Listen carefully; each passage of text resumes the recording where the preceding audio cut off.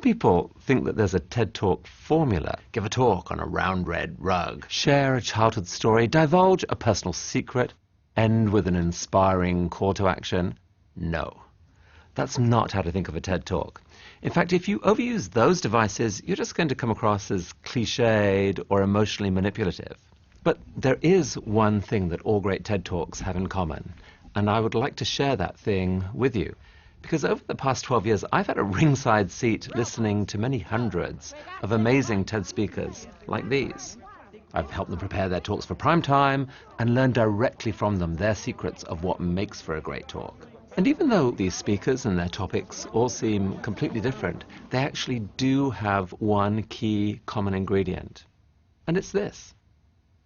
Your number one task as a speaker is to transfer into your listeners' minds an extraordinary gift, a strange and beautiful object that we call an idea.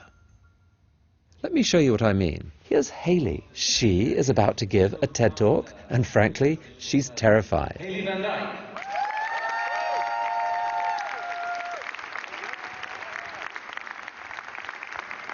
Over the course of 18 minutes, 1,200 people, many of whom have never seen each other before, are finding that their brains are starting to sync with Hayley's brain and with each other.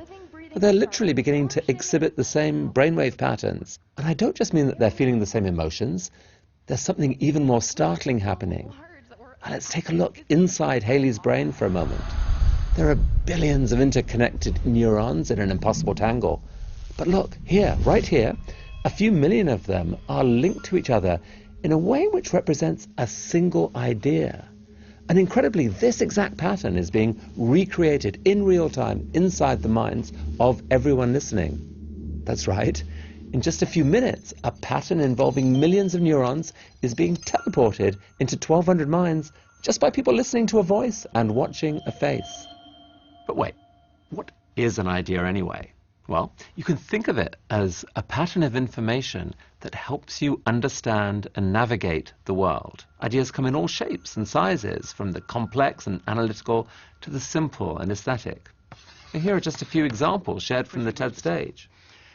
Sir Ken Robinson, creativity is key to our kids' future. My contention is that creativity now is as important in education as literacy, and we should treat it with the same status. Elora Hardy, building from bamboo is beautiful. It is growing all around us. It's strong. It's elegant. It's earthquake resistant. Chimamanda Adichie, people are more than a single identity. The single story creates stereotypes. And the problem with stereotypes is not that they are untrue, but that they are incomplete. Your mind is teeming with ideas, and not just randomly. They're carefully linked together. Collectively, they form an amazingly complex structure that is your personal worldview. It's your brain's operating system. It's how you navigate the world. And it is built up out of millions of individual ideas. So, for example, if one little component of your worldview is the idea that kittens are adorable, then when you see this, you'll react like this. But if another component of your worldview is the idea that leopards are dangerous, then when you see this, you'll react a little bit differently. So it's pretty obvious why the ideas that make up your worldview are crucial. You need them to be as reliable as possible a guide to the scary but wonderful real world out there. Now, different people's worldviews can be dramatically different. For example, how does your worldview react when you see this image? What do you think when you look at me? A woman of faith, an expert, maybe even a sister, or oppressed, brainwashed, a terrorist? Whatever your answer, there are millions of people out there who would react very differently. So that's why ideas really matter. If communicated properly, they're capable of changing forever how someone thinks about the world and shaping their actions both now and well into the future. Ideas are the most powerful force shaping human culture. So if you accept that your number one task as a speaker is to build an idea inside the minds of your audience, here are 4 guidelines for how you should go about that task. 1. Limit your talk to just one major idea. Ideas are complex things. You need to slash back your content so that you can focus on the single idea you're most passionate about and give yourself a chance to explain that one thing properly. You have to give context, share examples, make it vivid. So pick one idea and make it the through line running through your entire talk so that everything you say links back to it in some way. 2, give your listeners a reason to care. Before you can start building things inside the minds of your audience, you have to get their permission to welcome you in. And the main tool to achieve that? Curiosity. Stir your audience's curiosity. Use intriguing, provocative questions to identify why something doesn't make sense and needs explaining. If you can reveal a disconnection in someone's worldview, they'll feel the need to bridge that knowledge gap. And once you've sparked that desire, it will be so much easier to start building your idea.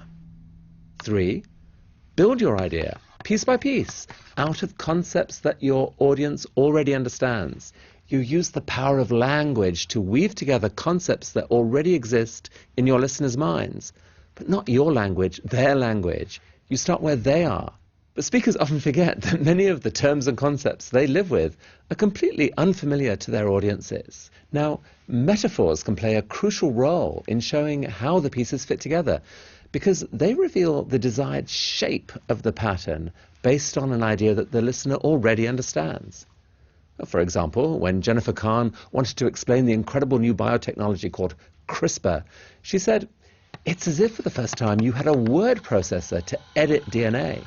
CRISPR allows you to cut and paste genetic information really easily." Now, a vivid explanation like that delivers a satisfying aha moment as it snaps into place in our minds. It's important, therefore, to test your talk on trusted friends and find out which parts they get confused by. 4, here's the final tip. Make your idea worth sharing.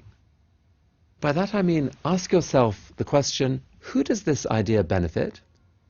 And I need you to be honest with the answer. If the idea only serves you or your organization, then I'm sorry to say it's probably not worth sharing. The audience will see right through you.